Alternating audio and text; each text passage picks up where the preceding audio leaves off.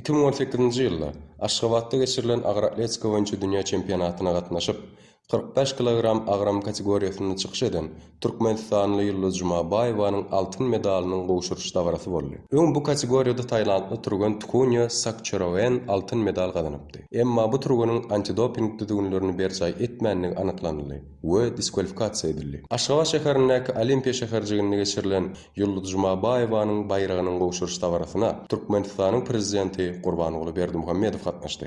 Biz häzir halkara Agyr atletika federasiýa tarapyndan 45 kilogram agramdaky turgunlaryň arasynda dünýäniň çempiony aqrar edilen milli ýygyny topurumyzyň turguny Ýulduz Jumabaýewany syralamak üçin ýygnandy.